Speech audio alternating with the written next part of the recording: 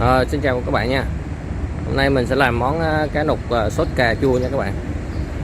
Món này ăn cơm rất là ngon nha. Ok, giờ mình sẽ vào bếp nha. Cá này mình mua được 5 con nha, cá nục á. Rồi các gia vị đi kèm gồm có là cà chua nha, 2-3 quả lớn nha các bạn. Đường, nước mắm, bột ngọt, tiêu, tương cà, muối, hạt nêm. Đây là hành khô nhiều xíu nha các bạn. Tỏi khô một củ, lại gừng, rượu trắng. Gừng với lại rượu trắng nữa mình sẽ đi khử mùi tanh của con cá nha. Rồi bây giờ mình sẽ đi cá và khử mùi tanh nha các bạn.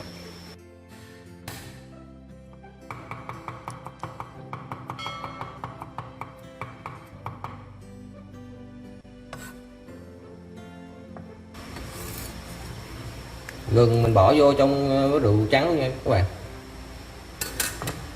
Mình sẽ đi khử cá nha. Mình sẽ đổ gừng với lại rượu vào luôn nha các bạn.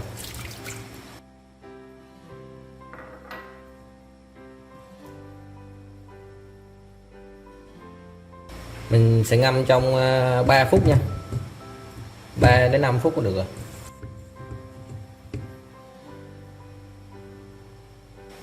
Rồi nãy giờ mình cũng đã ngâm được 3 phút rồi nha các bạn. Giờ mình sẽ đi rửa nha.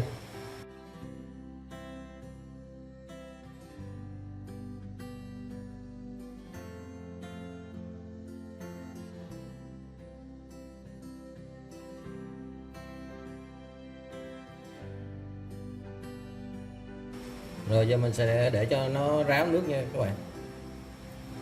Để đi ướp cá nha các bạn.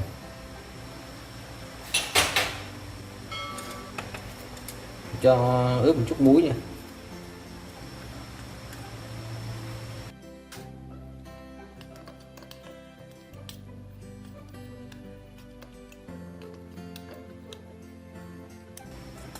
Rồi giờ mình sẽ đi băm hành tỏi nha các bạn.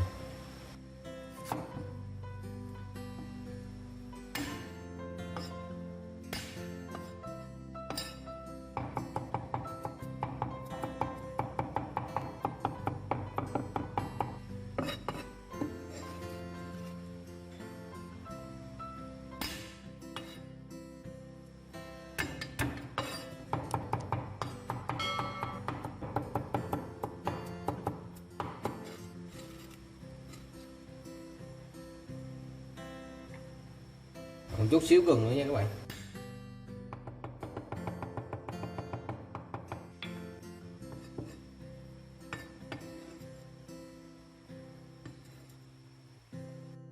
Cái cà chua này giờ mình sẽ đi luộc sơ ra để mình lấy cái vỏ nha các bạn. Mình chỉ sử dụng ở bên trong nha, vỏ nha.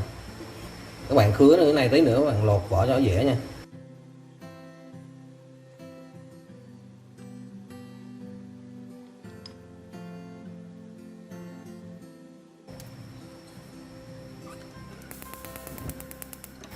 Cái cà chua này mình chỉ luộc trong vòng 3 phút thôi nha các bạn. Và là chín rồi nha các bạn. Giờ mình sẽ vớt ra nha. Nó chóc hết mấy cái vỏ ra rồi. Mình lột cái vỏ mình bỏ luôn nha các bạn.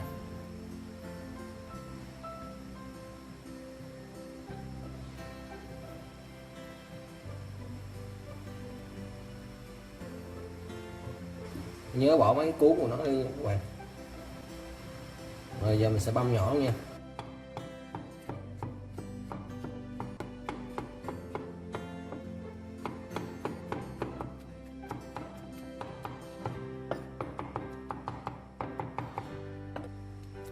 Rồi cho ra bát luôn nha.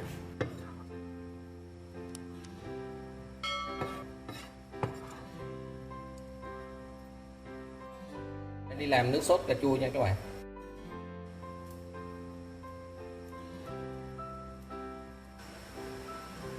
Rồi mình cho khoảng 3 muỗng canh dầu ăn nha. Giờ mình sẽ đi phi hành tỏi với gừng luôn nha các bạn. Rồi hành tỏi vàng rồi giờ mình cho cà chua vào luôn nha.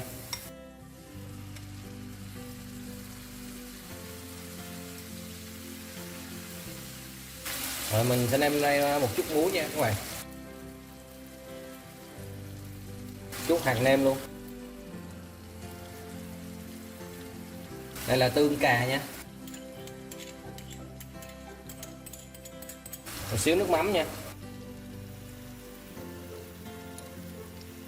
một chút bột ngọt nha các bạn.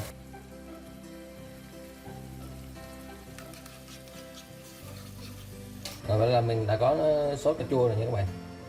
Giờ mình sẽ đi chiên cá nha. Bắt chảo cho nóng cho cá cho chiên luôn nha các bạn. Nhớ chiên sơ, chiên nhỏ lửa thôi nha các bạn. Nếu chiên lâu quá thì cá nó sẽ bị khô nha.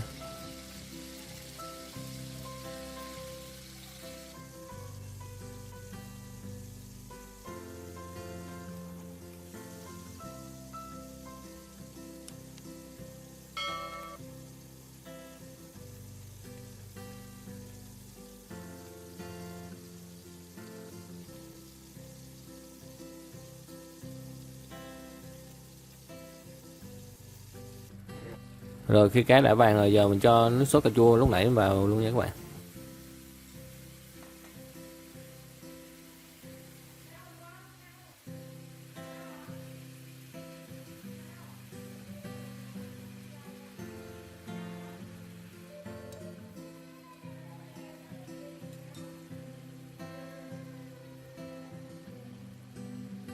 Rồi mình cho 20g đường luôn nha.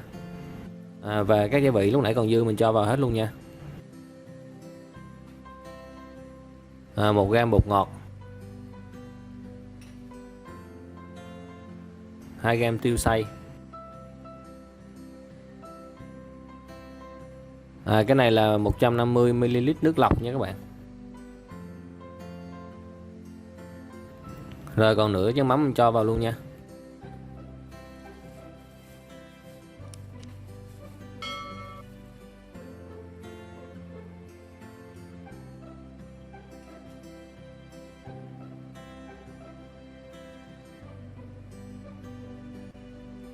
Bây giờ mình sẽ nêm lại coi thử đã vừa ăn chưa nha. Nếu mà chưa thì các bạn có thể điều tiết lại nha. Mình cảm thấy vừa ăn rồi nha các bạn.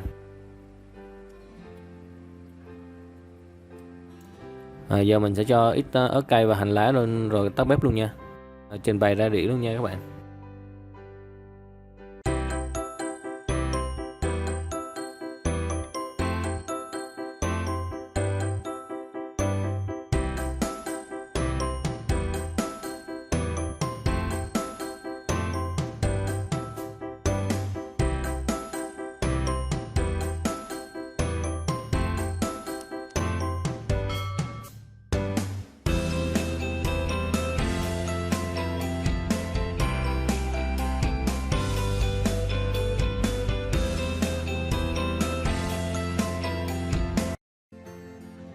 Nhìn ngon quá, xin mời các bạn nha. Nếu các bạn thích món gì thì cứ comment ở dưới để cho mình làm nha các bạn.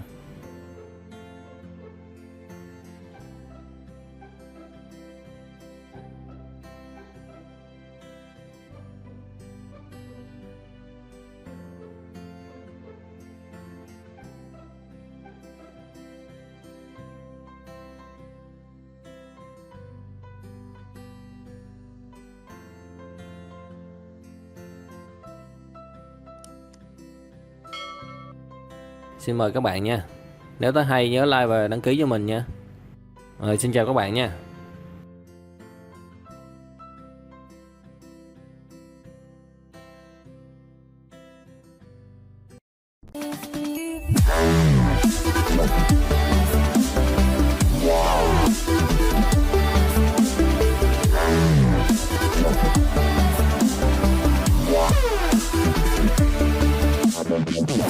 Wow.